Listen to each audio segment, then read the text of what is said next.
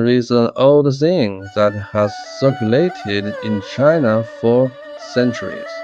When meeting people, speak only three parts of what you know. Never give away your whole heart. On the surface, this saying carries a note of caution and guardedness. But if you place it back into the context of traditional Chinese society, you find that it is not teaching people to be dishonest. It is a kind of wisdom accumulated through countless encounters with the complexity of human relationships. The reason this saying has survived for hundreds of years is that it touches on a problem that genuinely existed. In a society that placed great weight on relationships, social standing, and the management of risk, the word you spoke were never simply a matter between you and the person you were speaking to. In China's traditional close-knit communities, information traveled fast. What you said to one person today might already have reached a third or fourth person by tomorrow. Your true feelings about something, your difficulties at home, a conflict you had with someone, once spoken, these things began to move beyond your control. They would be filtered through the other person's understanding, reshaped in the process of passing from mouth to mouth, and reappear at some unexpected moment in a form you would no longer recognize. This is why holding back three parts was not a sign of distrust. It was a recognition of how these things worked. To say everything was to place your cards in a space you could no longer control. Holding back three parts was a way of leaving room. If the relationship remained good, those three parts could be shared gradually. If the relationship went wrong, those three parts would not become something that could be used against you. Chinese history is full of people who came to grief by saying too much. Yang Xiu, from the end of the Han Dynasty, is perhaps the most well-known example. He was extraordinarily intelligent and exceptionally skilled at reading people. A single expression from Cao Cao, a single gesture, and he could immediately work out the meaning behind it. The things others could not decipher. He was always the first to understand, and that was precisely where the problem lay. Others understood, but Yang Xiu always had to say it out loud. When Cao Cao wrote the words chicken ribs, Yang Xiu immediately told everyone that the chancellor was preparing to withdraw the army. When Cao Cao had a garden gate built, Yang Xiu at once pointed out that adding the character for live inside the character for gate produced the character for wide. The chancellor found the gate too broad.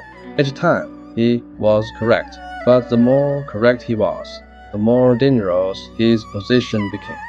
Because what Yang Xiu had truly violated was not Cao Cao's secrets, but a deeper rule within the structure of Chinese power.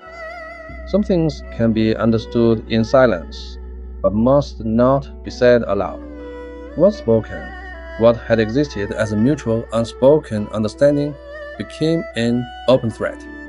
Many people said Yang Xiu was killed because he was too clever. But the real problem was perhaps not that he knew too much. It was that he said too much.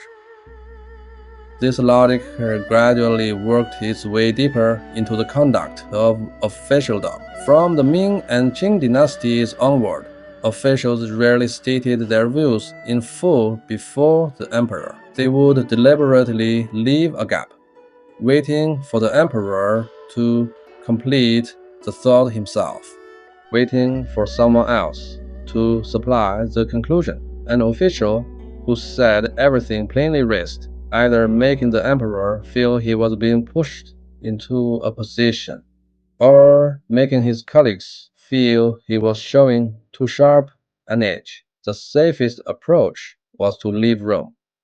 Let the person who bore the real risk be someone else.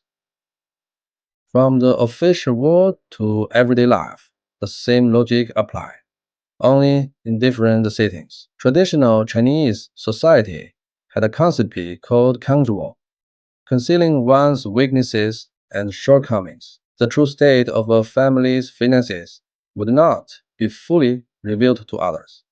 A conflict with someone would not be openly disclosed.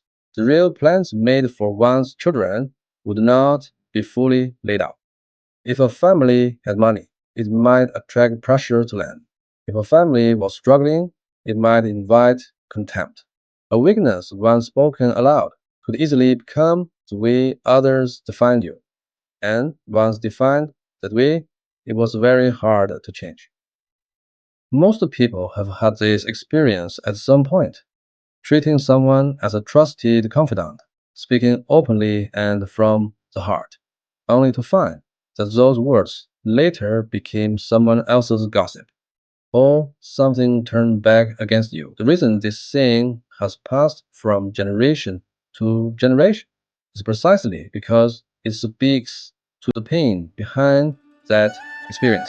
It does not teach people to do harm. It teaches people to protect themselves before a sufficient level of trust has been established.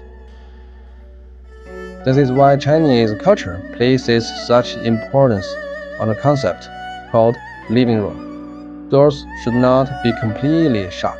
Words should not be taken to their absolute limit. People should not be fully exposed.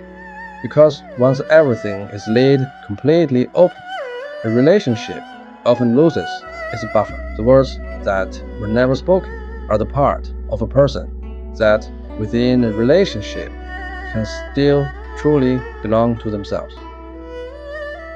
When meeting people, speak only three parts of what you know. Never give away your whole heart. The intention behind these words was never to turn people into something dishonest or calculating. What they are truly saying is this: before your sincerity and goodwill have found someone worthy of being trusted with them, first leave a little room for yourself. With those you do not yet know well, hold something back.